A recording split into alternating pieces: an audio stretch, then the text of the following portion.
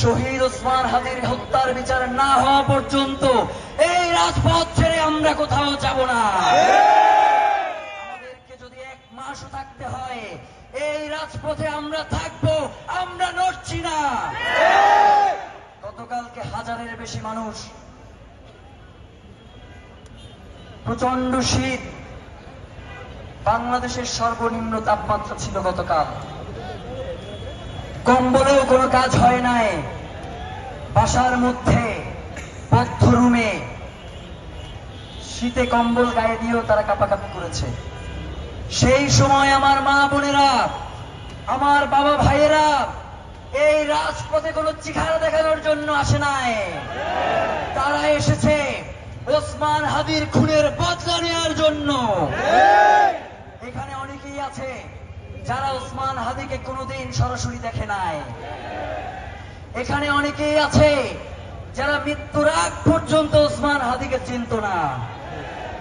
আজকে তারা এখানে এসেছে শুধু ওসমান হাদির হওয়ার জন্য নয়, তারা এক একজন ওসমান হাদি হয়ে এখানে এসেছে। সুতরাং তাদেরকে কোনোভাবেই এই জায়গা থেকে নড়ানো যাবে না। স্লোগান কি হবে? স্লোগান কি হবে? তার আগে একটা বিনীত অনুরোধ করি, এইখানে থাকতে পারবে? বাংলাদেশের পতাকা এবং ফিলিস্তিনের পতাকার বাইরে অন্য কোনো পতাকাও এখানে উঠবে না। কোন ব্যানার প্রয়োজনে উল্টো করে ওইটার উপরে বসেন, কিন্তু ওইটাতে যদি আপনি এখানে আপনার সংগঠনের মার্কেটিং করতে আসেন তাহলে কিন্তু এই কাজ আপনার করা উচিত নয়। আমরা আপনাদেরকে হুঁশিয়ারি করছি।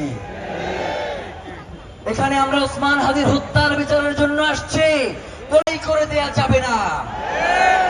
হাদি ছিল, হাদি আছে, হাদি থাকবে ইনশাআল্লাহ। প্রিয় ভাইয়েরা, এই যে এতগুলো মানুষ মাইকে যা বলতেছি, যা অনুরোধ করতেছি তাই শুনতেছে, এর থেকে শান্তিপূর্ণ প্রোগ্রাম বাংলাদেশে আরেকটা দেখান।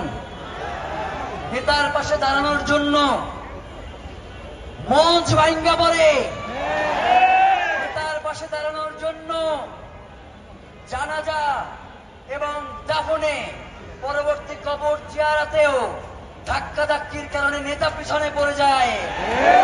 এখানে এতগুলো মানুষ যারা শুধু এই মাইকে যেই কথা হচ্ছে সেই কথা তারা পালন করতেছে, আর আপনারা তাদেরকে মব স্টার বলেন, থাপড়াইয়া দাঁত ফালাইয়া দেব। প্রিয় ভাইয়েরা, এই শান্তিপূর্ণ প্রোগ্রাম ইনকিলাব মঞ্চ, ওসমান হাদির ইনকিলাব মঞ্চ এই প্রোগ্রামের আয়োজন করেছে। এইখানে কোনো বিশৃঙ্খল জনতা নাই, এইখানে বাংলাদেশের স্বাধীনতাকামী শান্তিপ্রিয় জনতা অবস্থান নিয়েছে। সুতরাং তাদেরকে যদি আপনারা পরিচিত করেন, প্রলোভন দেখান, তবু আমরা বলে দেই আপনারা কোনো বিশৃঙ্খলা তৈরি করতে পারবেন না। গতকাল থেকে নয়, ওসমান হাদিকে গুলি করবার পর থেকেই বিভিন্ন জায়গায় আপনারা মবের সৃষ্টি করেছেন, কিন্তু ওসমান হাদিকে কি আপনারা নাই করতে পেরেছেন?